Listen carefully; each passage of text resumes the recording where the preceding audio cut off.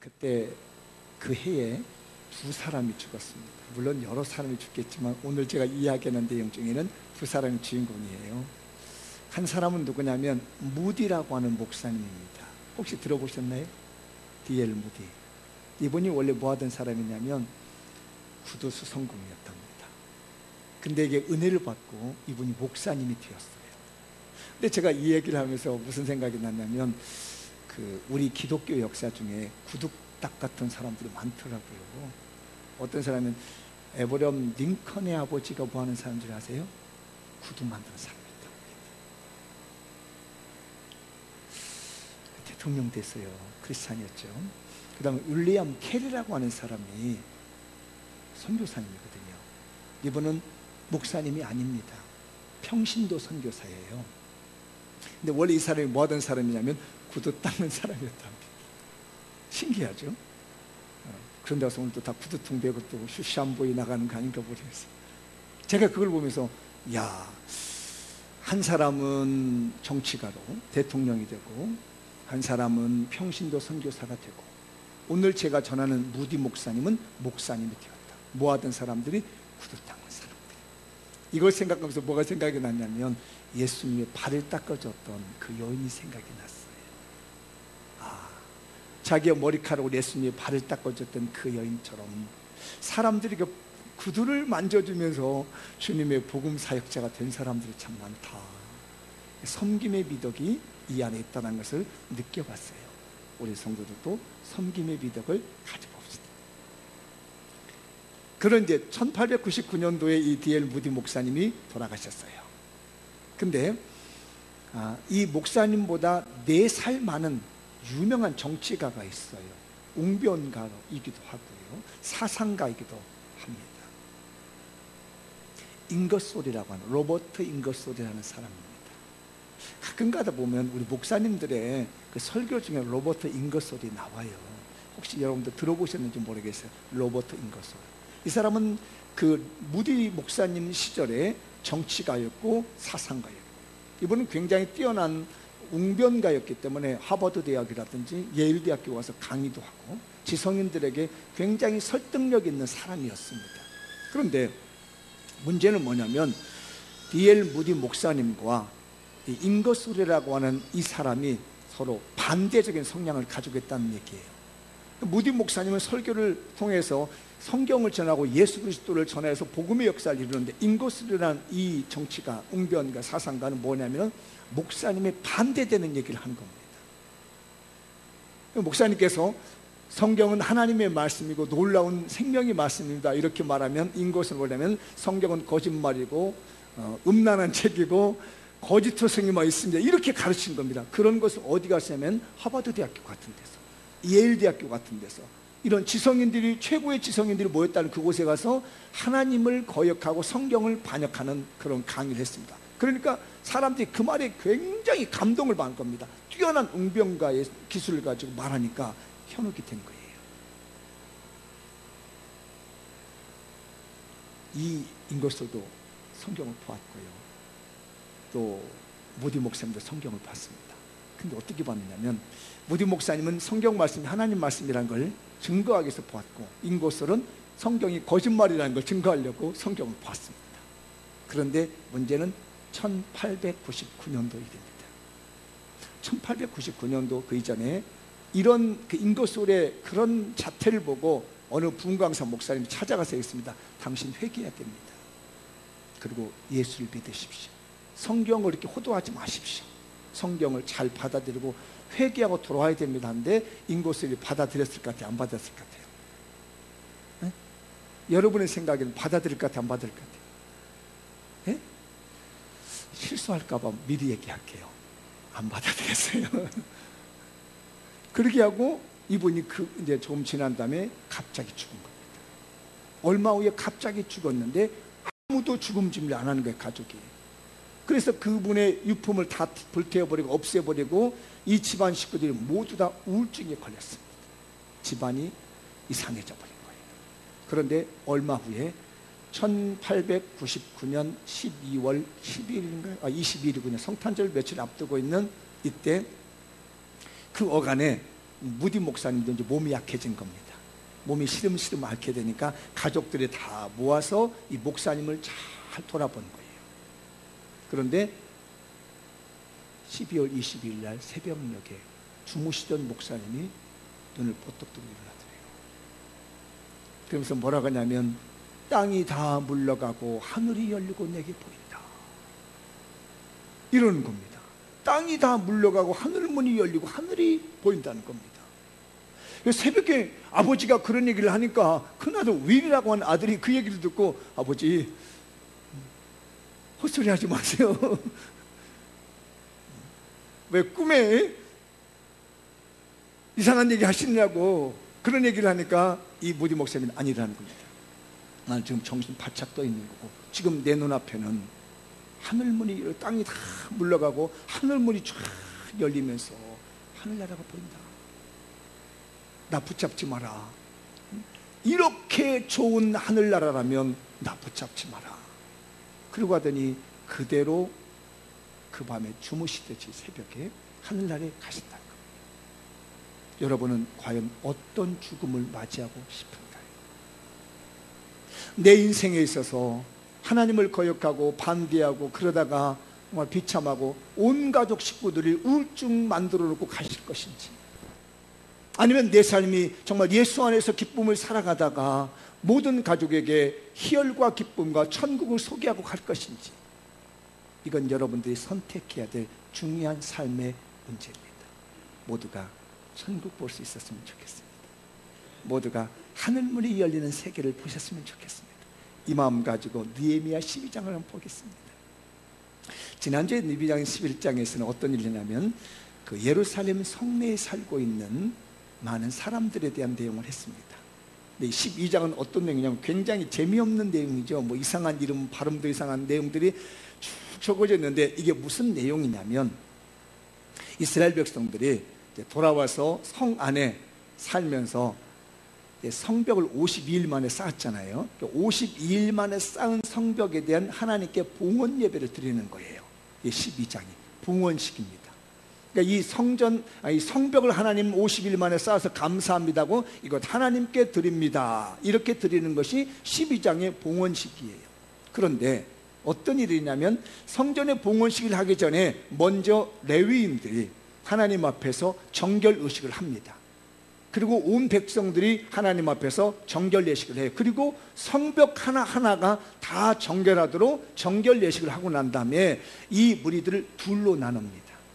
한 무리는 에스라를 중심으로 하는, 에스라가 직업이 뭐였죠? 학사 에스라, 제사장이었잖아요. 에스라를 중심으로 한 무리를 만들고 총독이었던 느헤미야를 중심으로 한 무리를 만듭니다. 그래가지고 에스라는 이 오른쪽 편에 있는 남쪽으로 돌게 만들어요. 성벽이 쭉 둥글게 있잖아요. 둥글게 있는 곳에서 에스라를 중심해서 가는 사람들은 레위인들이나 노래하는 사람이나 이제 오를 만하면 성가대죠. 찬양대를 세워서 오른쪽 남쪽으로 돌고, 느헤미야를 중심으로 한 사람들은 왼쪽 북쪽으로 이렇게 도는 겁니다. 이 시작한 곳이 어디냐면은 느헤미야가 맨 처음에 페르시아에서 예루살렘에 돌아와 가지고 성벽을 돌아봤었던 문이 있습니다. 골짜기 문이라고. 거기서부터 시작하는 겁니다. 지금부터 우리가 하나님께서 이 성벽을 쌓게 해주신 것에 대한 너무 감사로 봉헌식을 마무리 짓자. 그래서 한번 돌아봐 보자. 그래서 에스라를 중심으로 해서 오른쪽으로 남쪽으로 돌고 느헤미야를 중심으로 해서 왼쪽 북쪽으로 쫙 돌았어요. 돌아가지고 온 곳이 어디냐면 우리가 읽은 본문 말씀이에요. 거기서 만난 겁니다. 그래서 제가 오늘 이 말씀을 준비하면서 정말 예전보다 더 기도를 많이 했어요. 왜 그러냐면 작년도 11월 셋째 주일날 제가 금식 기도하면서 이제 이 본문의 말씀을 이제 정해놨었잖아요. 12장은 오늘 설교한다. 오늘 지난주에 만든 본문이 아니고 작년 11월 달에 만들어 온 본문이라는 거죠. 셋째 주 금식하면서. 그런데 제가 해피데이를 진행하는 가운데서 오늘 오후 예배가 하늘문이 열리는 기도회라는 거예요. 저는 믿습니다. 오늘 오후에 분명히 하나님께서 하늘문을 여시고 역사하시리라 믿습니다. 그 말씀을 보는데 저한테 이 느헤미야 12장하고 하늘문이 열리는 거하고 무슨 상관성이 있겠는가? 이게 정말 한 주간 동안 큰 기도 제목이었습니다. 분명히 하늘문이 열리는 기도를 해야 되는데 작년 11월 달에 하나님이 뭔가 저에게 계획이 있어서 감동이 있어서 오늘 이날 이 본문을 정하게 하셨는데 도대체 하늘문이 열리는 이 사건과 본문의 말씀과 어떤 관계가 있을까? 분명히 연관이 있기 때문에 하나님이 저에게 지혜를 주셨을 것인데, 하나님은 지혜의 왕이시며 능력이 많으신 분이기 때문에 나는 알지 못하고 나는 부족하지만 이미 하나님 계획하시고 이끌어 가신 말씀이라 생각하고 얼마나 간절히 기도했는지 몰라요. 한 주간 동안. 그런데 보이기 시작했습니다. 야, 이 본문에 이런 비밀이 담겨져 있다니 라는 것을 깨달았어요. 그 말씀을 소개해 드려 볼게요. 한번 따라서 해보실까요? 한 마음으로 전도하여 하늘문을 엽시다. 다시 한번 시작. 한 마음으로 전도하여 하늘문을 엽시다. 잘 들어보세요. 과연 이 본문의 말씀에 이 말씀이 나올 만한지. 한 마음으로 전도해서 하늘문을 연다는 말이 느헤미야 12장 1절에서 43절까지 쭉 읽어가면서 나올 만한 내용인가를 생각해 보세요.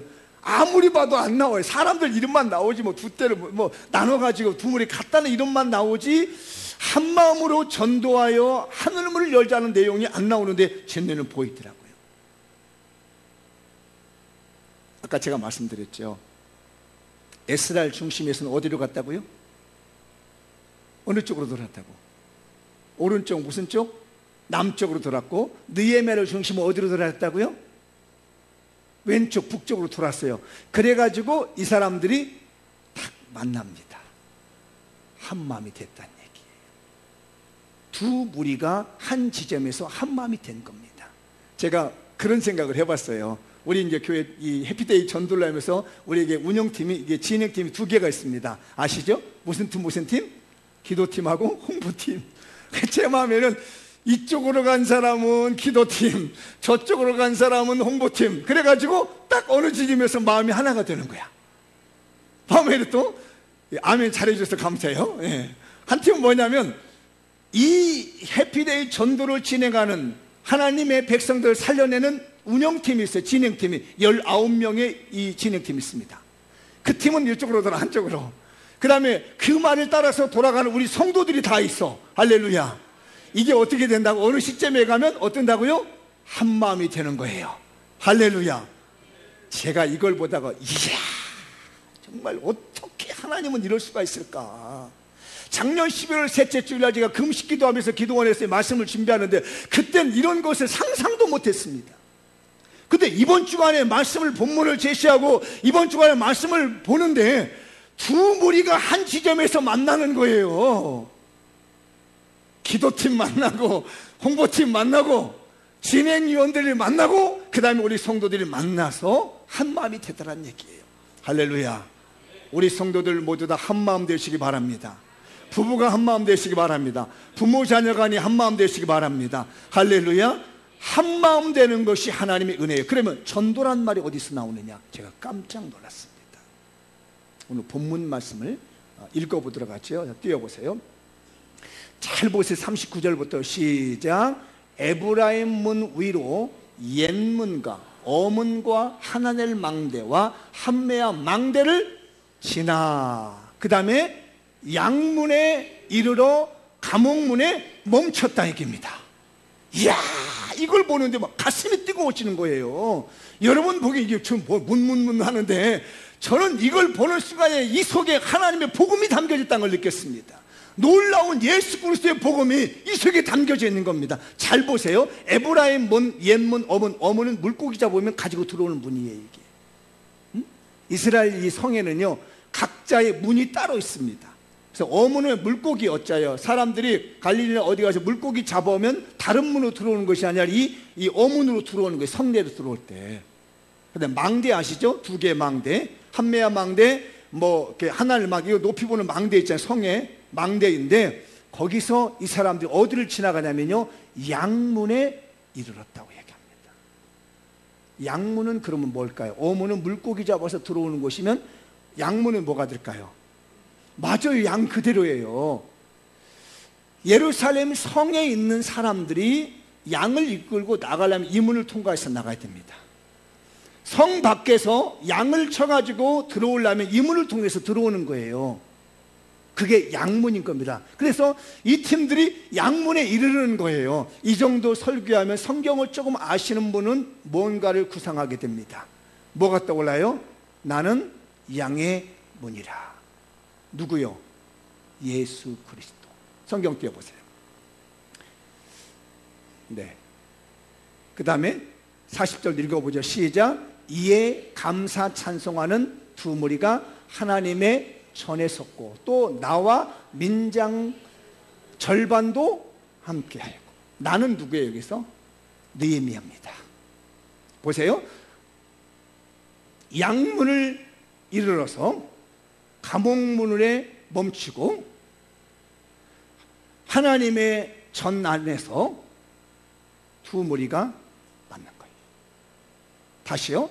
양문을 이르러서 감옥문에 멈춰서고 그 다음에 하나님의 전에 서 있는 겁니다.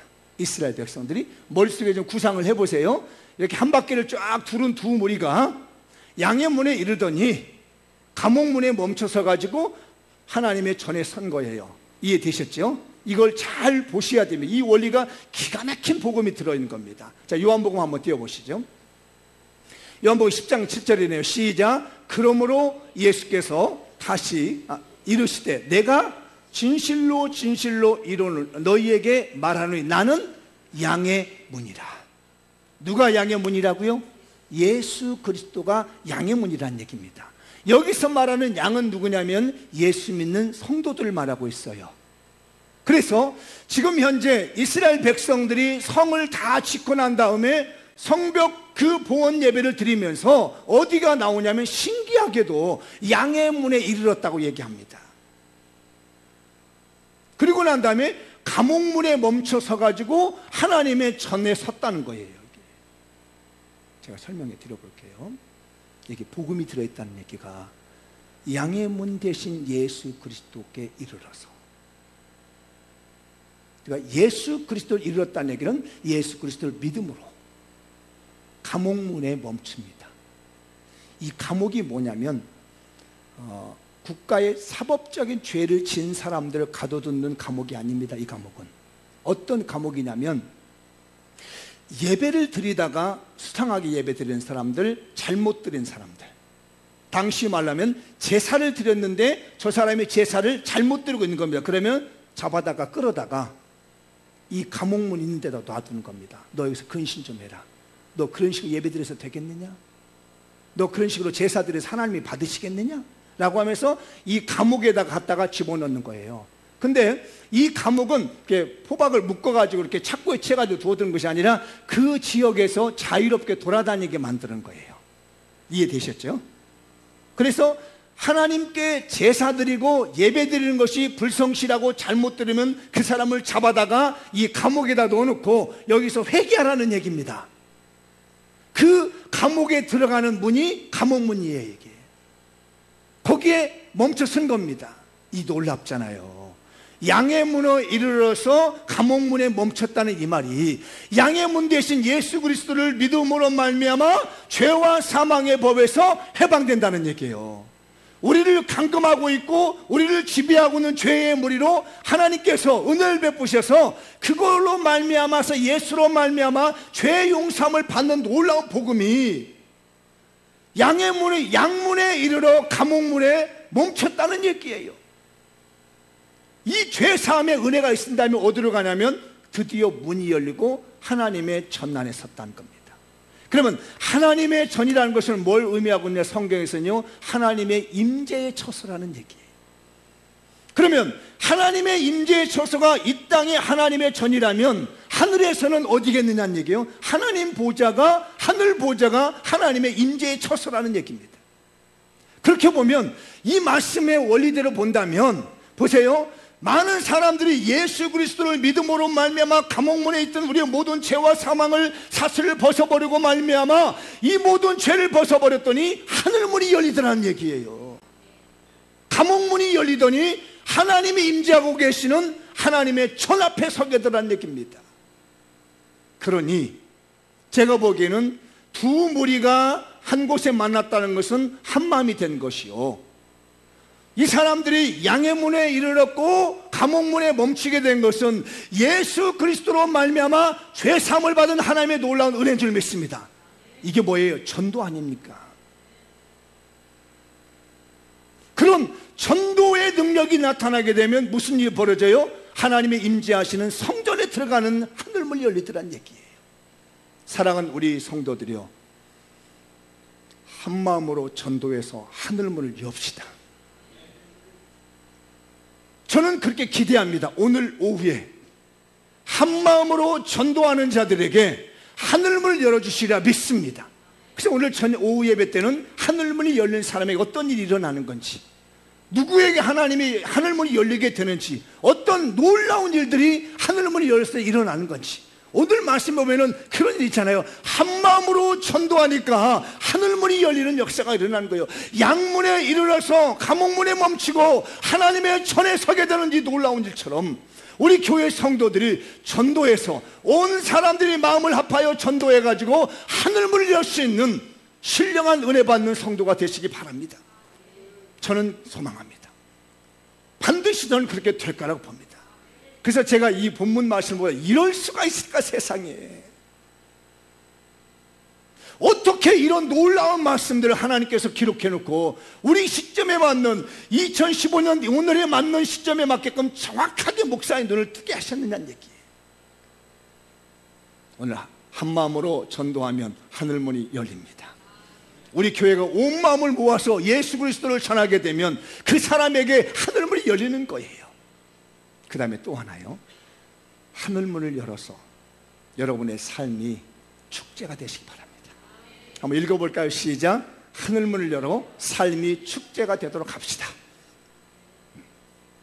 지금 43절부터 47절의 내용을 보면요, 이 사람들이 축제를 벌이고 있는 내용입니다.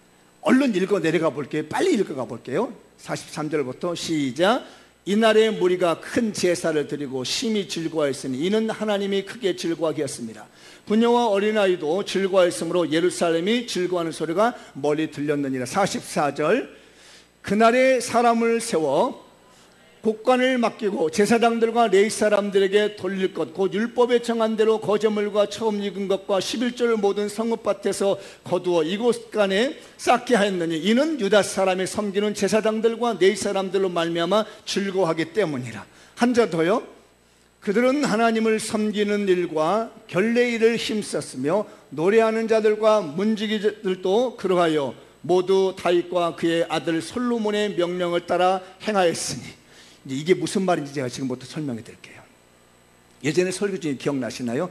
레위인들은 백성들이 11조 안 드리고 헌금 안 한다고 밖에 나가서 돈 벌고 있은 거예요. 기억나시죠? 백성들은 성전을 지켜야 되는 레위인들이 성전 안 지키고 나가서 돈 벌고 있는데 무슨 예물을 드리냐는 얘기예요. 기억나시죠? 네. 그 상황이 현재 유대 상황이었습니다. 그런데 이런 성전에 대한 내용이라든지 성벽을 쌓고 봉헌식하고 난 다음에 이 사람들의 마음이 바뀐 거예요. 먼저 뭐라고 하냐면, 우리가 드려야 될 11조 헌금을 내가 성전 곡간에다 채우겠습니다. 백성들이 얘기한 거예요. 아시죠? 아까 44절 기억나시죠? 우리가 하나님 앞에 드려야 될, 레위인들에게 돌려야 될 율법에 정한 모든 재물들은 내가 갖다가 넣겠습니다. 이게 44절이에요. 그랬더니 45절에서 뭐라고 하냐면, 레위인들이 그러면 우리도 하나님을 섬기는 일을 하고 하나님의 예를 지키는 일에는 그러면 다른 데 안 가고 성전 지키면 우리가 이거 하겠다, 이 말이 45절인 거예요. 이해되셨나요? 그러니까 지금까지 해결되지 못한 것들이 해결되니까 축제가 돼버린 겁니다. 하나님의 전 앞에 서가지고 그동안 서로 마음의 갈등이 일어났고 서로 네가 잘못했니 내가 잘못했니 뭐 이런 식으로 서로에게 핑계대고 당신이 잘해야 내가 잘하지, 이런 식으로 했던 마음이 뭐라고 하면, 내가 잘못했습니다, 내가 먼저 잘하지요, 내가 먼저 예물을 갖다 줘, 그래 그럼 나도 잘못했어, 나도 성전 지켜야지, 이렇게 마음을 바꿨다는 얘기입니다. 그러니까 하나님의 즐거움으로 그 성이 다 즐거워하더라는 거예요. 하늘문이 열리니까 그의 삶이 축제가 되어버렸습니다. 저는 기대합니다. 이번에 오후 예배 때 하늘문 열리는 사람, 그 사람 한 사람이 축제의 시간이 될 줄 믿습니다. 이번 우리 전도 기간을 통해서 한마음으로 전도하여서 하늘문이 열리게 되면 그 사람의 인생은 삶의 그 자체가 축제의 삶이 될 것이고, 그 사람의 삶의 자체가 즐거움의 세상이 될 거라 확신하고 있습니다. 사랑하는 우리 성도들이요, 하늘문이 열려서 여러분의 사는 삶이 잔치가 되시기 바랍니다. 여러분의 삶이 축제가 되시기 바랍니다. 정말 해피데이가 됐으면 좋겠습니다. 매일같이 해피데이가 됐으면 좋겠습니다. 2015년 11월 1일 많은 백성들이 하나님 전에 와가지고 큰 제사를 드리는 해피데이가 됐으면 합니다. 여기 오면 큰 제사를 드렸다고 하거든요. 이 큰 제사가 어떤 제사냐면요, 화목제입니다. 그런데 예전의 번역은요, 지금은 이게 큰 제사라고 했는데 우리가 옛날 쓰던 성경에서는요, 크게 제사를 했다고 합니다. 그러니까 그동안 드리는 제사보다요 어마어마하게 크게 오늘 이 봉헌식을 했다는 겁니다. 이번 해피데이가 정말 지금까지 했었던 것보다 어마어마한 제사가 됐으면 좋겠어요. 여러분의 삶의 예배가, 오늘 드려진 예배, 오후 예배나 그 외 여러분들의 예배가 어마어마하게 크게 돼서 여러분의 삶이 하루하루가 살아가는 것이 지옥이 아니라 사는 것이 축제가 되고 천국이 되시고 기쁨이 되시기 바랍니다. 마무리 한번 지어보겠습니다. 빨간 글씨부터 읽어보죠. 시작. 하늘문을 여는 큰 제사, 한 마음으로 전도하여 하늘문을 엽시다. 하늘문을 열어 삶이 축제가 되도록 합시다. 이 말씀이 여러분 것 되시길 바라고, 하늘문이 꼭 열리시기 바랍니다. 한 마음으로 전도하시기 바랍니다. 여러분의 삶의 축제가 되시길 주님의 이름으로 축원합니다. 기도하겠습니다. 다 같이 자리에 일어나시죠.